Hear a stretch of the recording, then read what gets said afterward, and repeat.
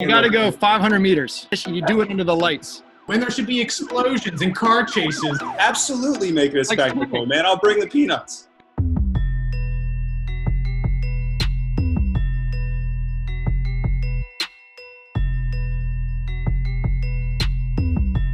I'm Alex Del Sordo, and we have another Coaches Yelling. And this one, we scheduled this thing earlier last week. I could not be more excited. I got chills the moment these guys came on. Their names you all recognize, people that have transformed U.S. rowing to where it is today.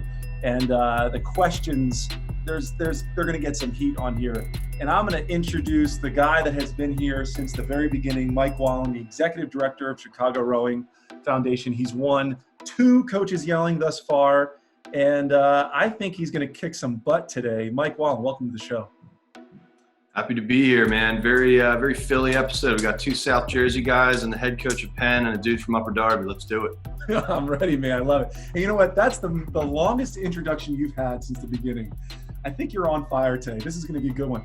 Next up, he is a South Jersey legend. He has won so many goddamn South Jersey titles in a lifeguard boat, has done some pretty big things at Princeton long time ago. The guy's old. But he is someone that has helped me in my career over the years. He is the head coach of ODU women, Dan Garbutt. Welcome to the show. Man, thanks so much for having me. I appreciate it. Great panel. I'm a little bit light on the beard, but these 2 are making up for it. So good to see everybody. This is going to be good. Now, the next guy, another South Jersey, repping the Deep V OCBP sweatshirt, a guy I have known for years. He is the founder of Eberson Erg Performance. Zack Everson, man, welcome to the show. Hey, great to be on again. And a little fun fact, Coach Garbutt's mom, not to talk about moms, but she was my guidance counselor in high school. And you can tell she did a bang-up job with me. That is awesome. Wow. Now, this next guest, man, I don't even have to say his name. He's iconic to the sport of rowing. He gold medalist, I don't even know how many world championships, the head coach of University of Pennsylvania, Bryan Volpenhein. Man, wow, welcome to the show, dude. Hey, thanks for having me. I'm excited to be here, and I'll try to keep my own. I'm probably the only Luddite in this whole group, so I'm gonna try to keep my head above water. Good. I'm gonna give you a bit of a warning. I got 2 guys here that have been on the show already. Dan is one of the quickest wit guys I have ever met. So Bryan, listen, man, you got a minute and a half to answer these questions. I've known Dan a long time, so I prepared. And look, like historically, you're the better rower. So here we are, right? This is perfect for you. We're out of the now, so we'll see. So we're going to get right into it. Now, listen, for those watching, if you agree or disagree with anything these guys have to say, now's the time to give us your comments, your feedbacks. Tell us what you think. We want to know how to make this show better. That's the whole point here. And before we get started, I want to say one last thing. These questions are a little bit difficult. There's going to be some challenging responses from a U.S. rowing perspective, from an NCAA IRA perspective. We all mean good well here, okay? There is no one here has ill will towards rowing. We all want the same thing. So, Wallin, we're going to bring you on, all right? You're the first one to answer this question. I'm going to read this thing because I want you to be fully prepared.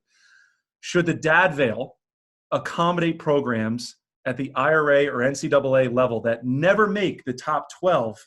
You are on the clock. Well, first of all, to Volp, if you're going to coach in Philly, it's pronounced Wooder.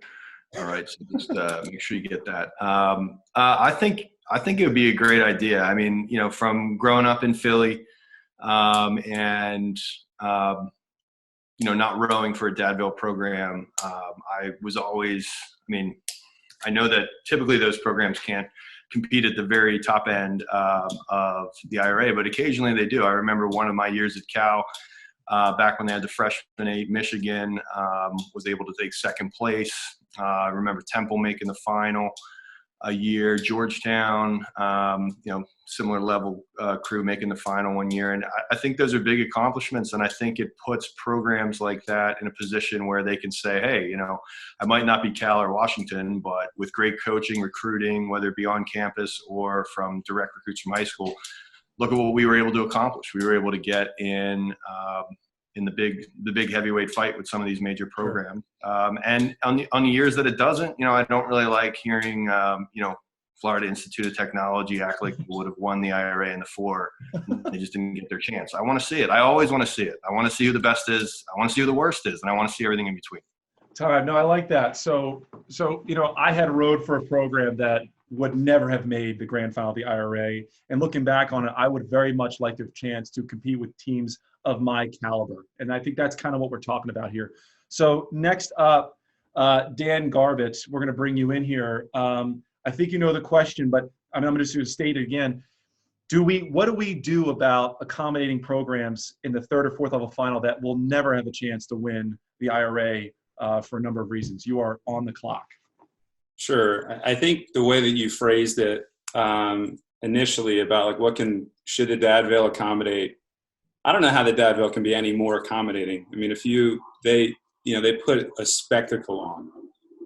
I think that my take on it would be I would go the opposite direction. I would look at what the NCAA or the IRA could do to create more of an atmosphere like the Dad Vail. I get in this conversation a lot. I think like a lot of people, you could argue that even within rowing, more people know what the head of the Charles is than what the IRA is, like globally. Like you have to explain it. And you got to be careful about some areas where you say what an IRA is, certain areas of the world. That's right. So I would say that I would look to grow the 3rd and 4th or 5th level final at the NCAA and make it more inclusive. Would you do a separate race? Because we already know who the top 5, 6 are going to be every year. Yeah, especially, certainly on the men's side, I think that the top 12 is pretty well navigated. But, on the flip side of that, you have people that Dad Vail's crying foul that, you're bringing 12 to 14 more teams in now that are time.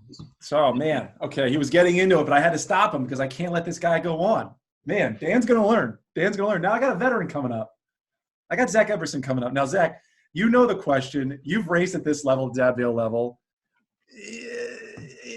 In my mind, the Dad Vail is shrinking. So, I see it as a shrinking race, and I see teams that just cannot compete at the top level. So you're on the clock, man. All right. I do agree that it's shrinking. I am not a fan of these B, C, or C, D finalists from IRA coming down to Dad Vail. I see that the same as, well, we don't have a competitive varsity 8. Let's take the best 8 and win in the 4. It's kind of the same argument. To piggyback what you were stealing my thunder, Coach Garbutt was stealing my thunder. Here's what I propose is the top 6, you have a committee kind of like NCAA football, where you have your top 6, you vote throughout the year, and then they race once for the national championship. No prelims, no 2-day event. You race once, and then that B and C and D final, they go to the IRA. Name it whatever you want, but have a race, the same IRA. So now the B and C finals are now the A, and everyone bumps up a little bit. So that way, those crews don't come down and just slaughter everyone at Dad Vail, and they can duke it out with people where they're at the same speed. And then you have the top 6, and you have to make that a spectacle. Make it like all day, broadcast it, have it somewhere. Man. Well, now we're coming into the round with Volp. Now, Volp, you are the program head coach of Penn.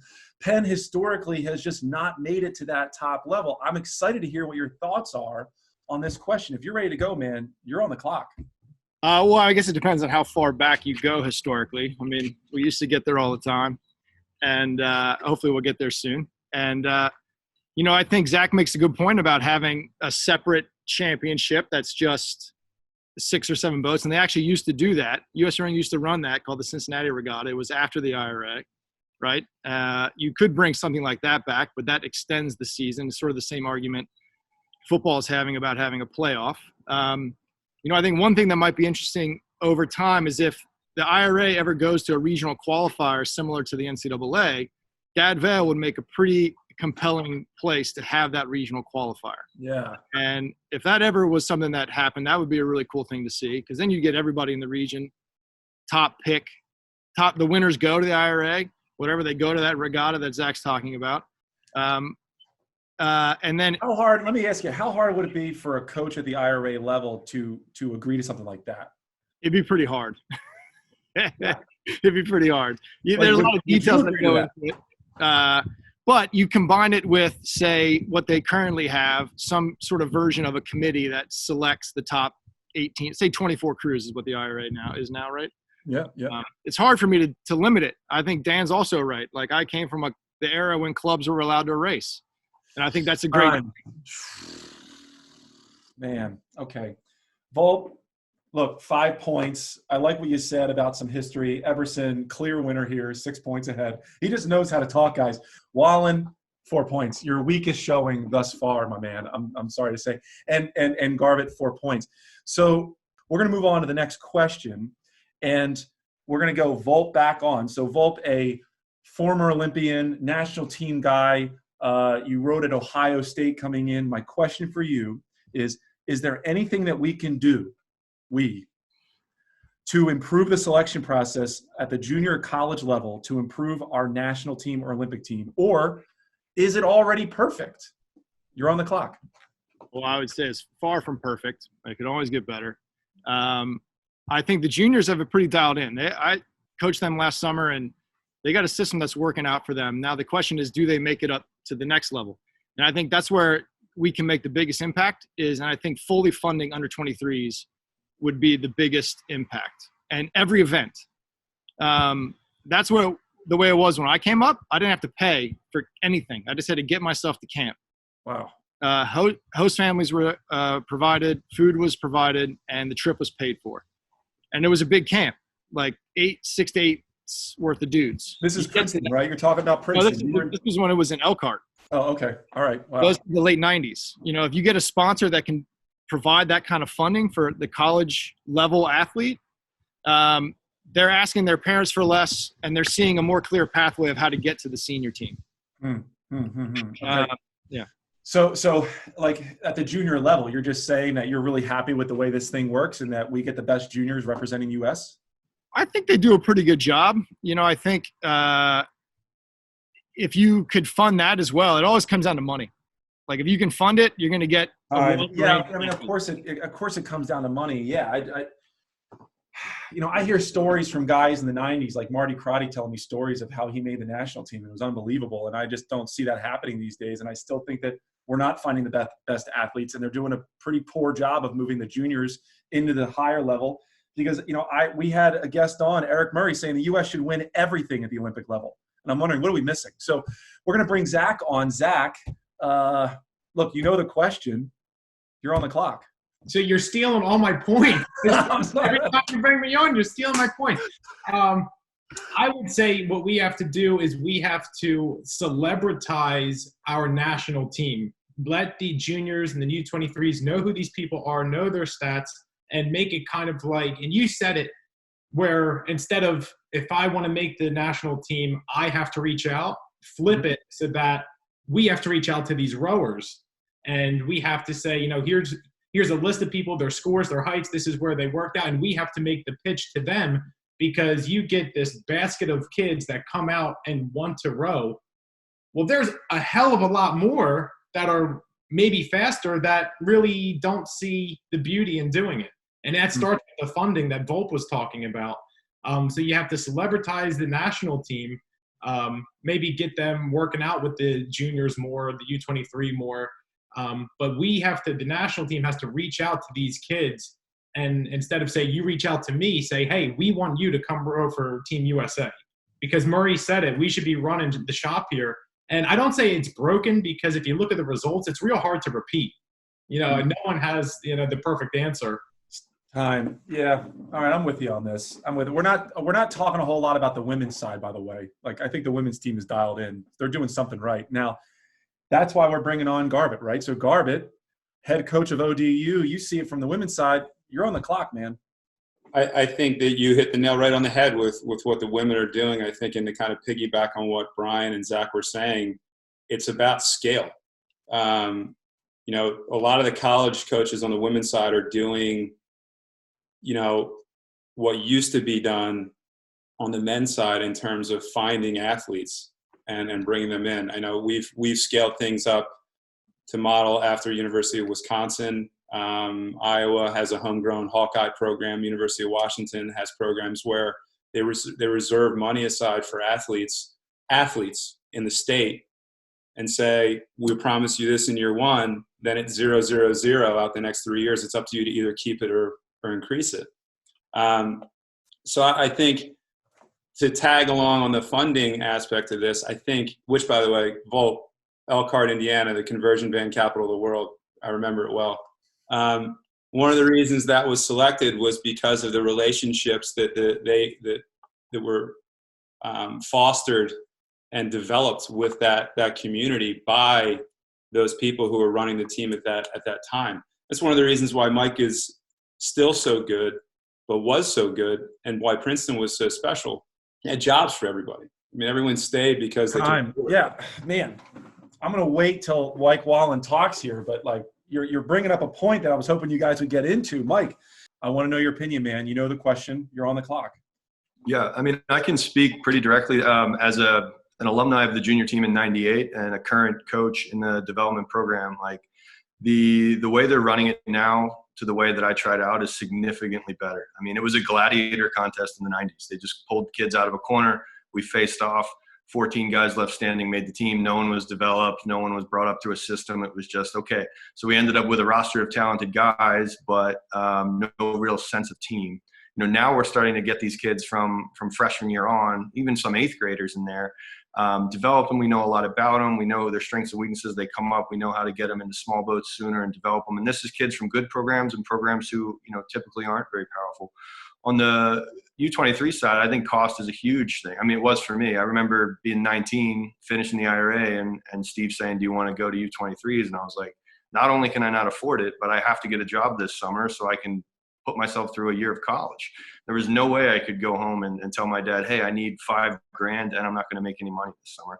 And as a coach now, we've had several of my athletes come up through college and go to the U23 team, and we end up doing fundraisers for them at CRF just to help them be on the team. I mean, that's a lot to ask if you're really that serious.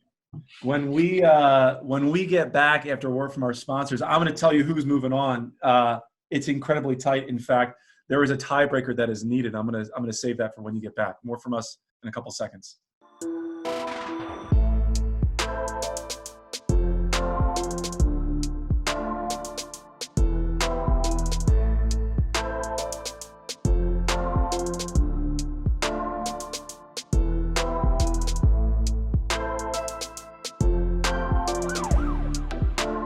Okay, we're back. There's a tie. There's a tie.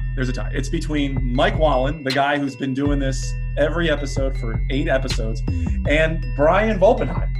Now, I'm going to bring you two on, and, you know, the winner is going to be who has the fastest ERG score of all time. Like, what was their best 2K of all time moving forward? So, Mike Wallin, what was your best 2K of all time? 5:58. Whew, I already know the answer. Bryan Volpenhein, what was your fastest 2K? 5:49.5. Wow, man. All right, then we got a winner. So yeah, but it wasn't weight adjusted, though. All right, so 5:49 versus a 5:58. Mike Wallin, I'm sorry to say you are not moving on. Now, we're going to get – it's okay. Now, we're going to get into the coaches yelling. So coaches yelling, for all those new to the show, is we're going to go back to the original first 2 questions. We're going to discuss what we talked about in the first 2 questions. And the way this works is I'm going to open up the time. You got 4 to 5 minutes, and we're just going to have a discussion on those 2 questions, okay? If someone starts rambling on and doesn't get to a point, I'm going to mute you. You got 10 seconds of mute. If you are overpowering the conversation, just need to shut up. I'm going to mute you, and this should be pretty easy. So, guys, we're going to be on the clock 4 to 5 minutes, and let's discuss those first 2 questions. We're on. All right, let me start because I was a freight train and then I got cut off. Going back to the IRA question. So you make the one race for the top 6 boats, and hey, you were 7th and 8th. Try again next year. That's how college football is. Hey, I was number 5. I should have been 4. Well, you lost that game, whatever. But that championship race, you have to make that a spectacle. You don't have it somewhere where just the water's flat or whatever. You have to have it somewhere where people are going to go and make this like – the undercards have the second eights and the third eights race. But we all know whoever wins the top 8, they get the title. Are you saying this men and women, or are you just saying just men here? I'm saying.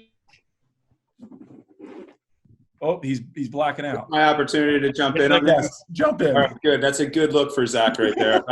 I think what we need to do, like Zach was saying, is we need to be prepared to look at this as a time to weave an entire new garment, men and women. I think that, to Zach's point, to my first employer's point in this sport, rowing is a lousy spectator sport unless you make it a spectacle. And there's an issue when you turn on ESPN3 and college bowling is on TV and not rowing. Yes. So we got to figure out a way to be like other sports rather than be frustrated that no one knows about rowing. I know where you sit, Brian. Do you want a spectacle? Yeah, well, yes, but so if you're going to make it a spectacle, you got to make the race shorter. Now you're getting it. You got to go 500 meters. Yeah. See it from start to finish, and you do it under the lights. This is our time. This is our time to do it, man. And if you're worried about, if you're a traditionalist and you're worried about losing the 2K, I think this should happen at the Olympic level, by the way, too. If you are worried about losing the 2K, you do the 2K as the heats. That qualifies you for the 500-meter dash, and that's your spectacle. Oh, Brian, I'm getting chills. How you feel about that, Dan? The Olympic level should be broken up into over the week, 2-3-day regattas, 2K and then short. Yeah, you got to It's like a Michael Bay film, and there should be explosions and car chases.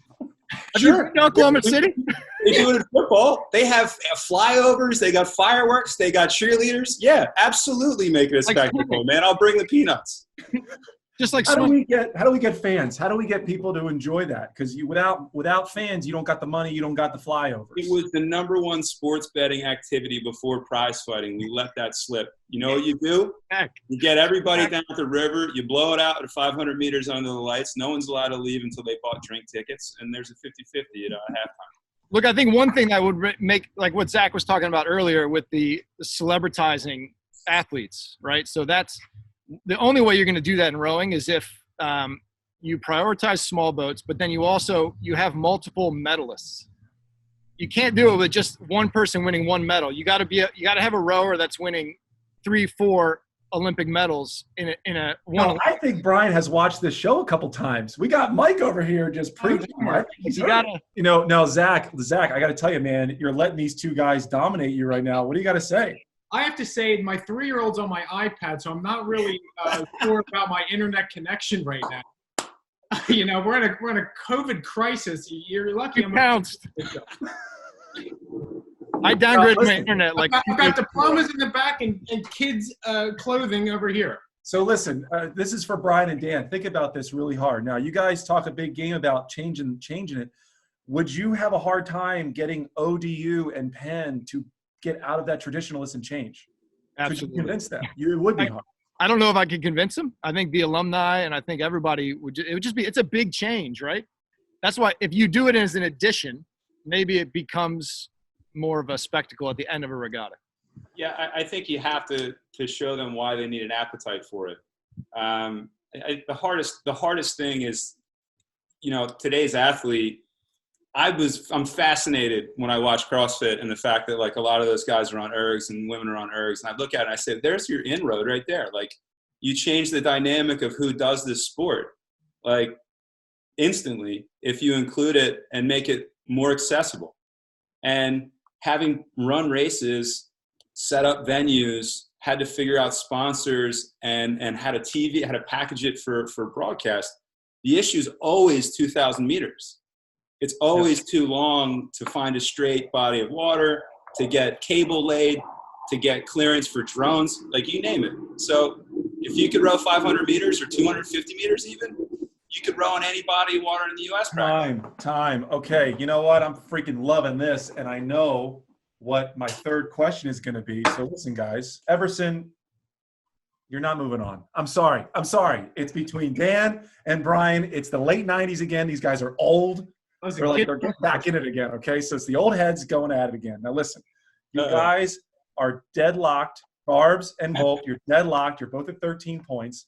Here's my third and final question. You got a minute each, and then I'm going to declare a winner, okay? Now, We're going to go, Dan, what was your best 2K of all time?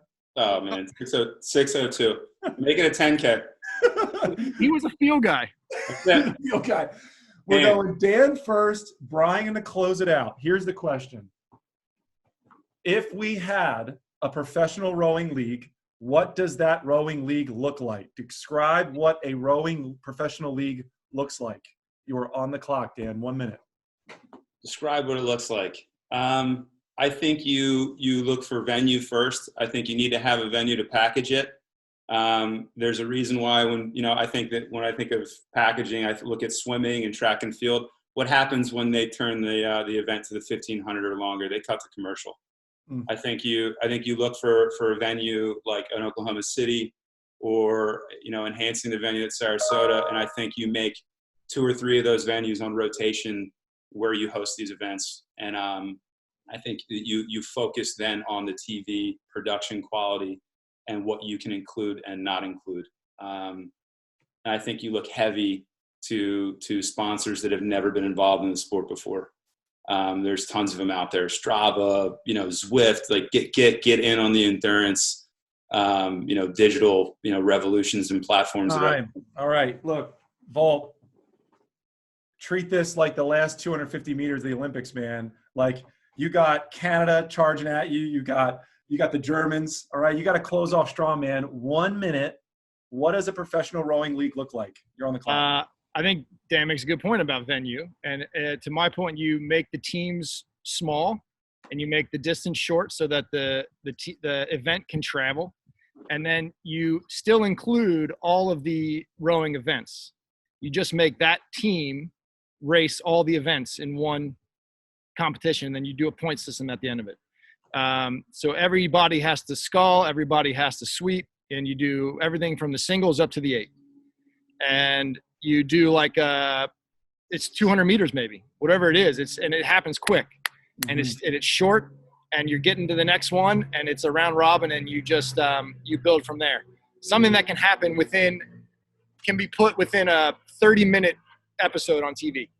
Time. When we get back from a word from our sponsors, I'm going to announce the winner. We're going to close out the episode with our final goodbyes. More from us in a couple seconds here.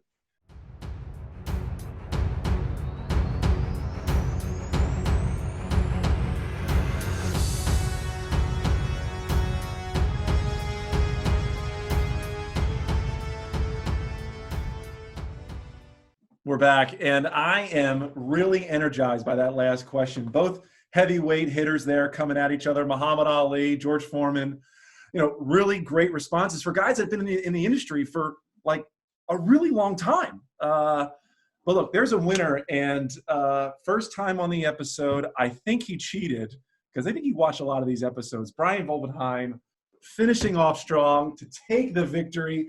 Dan Garbutt, a very close second. The scoring's right here, okay? It was 4-3 to close it out, but let's get back to it here. We're going to go around the horn to say our final goodbyes. And before I introduce and say goodbye to Mike Wallin, I want to say this one more time. If you like or dislike what you heard, if you have feedback, give it to us. It's on YouTube. It's on Instagram. Whatever you guys have, whatever you're thinking, tell us. We need to make sure that we're advancing our sport in any way possible. And we talked a lot about tradition in rowing. So if you are on the side of tradition, we'd love to hear your thoughts on this.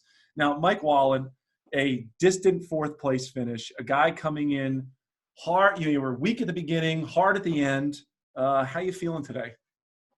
Couldn't be happier to finish 4th today because Dan and Volp made so many of the same points I would have made. So we're just adding more names to the list. This isn't 1905. Doesn't have to be Nerd City forever. Let's make this cool, please. A guy from Philadelphia just knows how to close out an argument there. I love it. He's absolutely right. He's been saying that. And again, I think Volp has been watching Mike talk every week on Coaches Yelling, and that's why he won. So, Zach, founder of Eberson Erg Performance, you did not perform well today, unfortunately. But, Zach, how you feeling for a 3rd place finish? I'm feeling good. This is my 3rd time on. I've yet to miss the podium and to lose to an American hero and a 58th Street legend. It's great. And, if maybe my kids weren't home, maybe the connection would have been better too. That is awesome. Thank you for being here today. I know I had a lot of fun. Dan Garbutt, the 58th Street legend of Ocean City, New Jersey. your first time at it, man, a second place silver finish ain't bad behind a legend like Bryan Volpenhein. How you feeling today? If I'm like half a canvas off Volp, I would say it's a good day. You did all right, or he had a really bad day. Now, I can't thank you enough for this, and what everyone else is saying here is the way that you're pushing this and having a panel like this and a discussion like this, I think it's genius. I think that there needs to be more of this so that there's some humor and some personality lended to this discussion so that people understand that change is possible. Is it safe to say that you're going to come back on? I'm going to get your suit dry cleaned, Zach. Is it safe to say you'd come back for another episode? Oh, man, absolutely. Anytime. Perfect. Now, the winner, Jesus. This guy just wins and wins and wins and wins, and I hope he wins at the pen level. Bryan Volpenhein, you did it, man. First time out, victory. How you feeling? Well, I appreciate you guys being super nice to the old guy here. That's nice of you. Letting me win. No, it was a lot of fun, guys. Thanks for having me on. It was, I think, good discussion.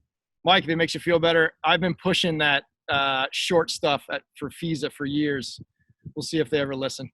I think that's a big change. There's a way like to do that. both, but it was a lot of fun, guys. It was good. I hope to do it again. I'm glad. Now you said it. You're committed, Bryan. You are committed. I have to now. You have to. You have to. I'm gonna put your name in the Rolodex, and you're in. Now, listen, for all of you watching and listening to Coaches Yelling, this has been another great episode, and thank you for watching or listening to another Coaches Yelling.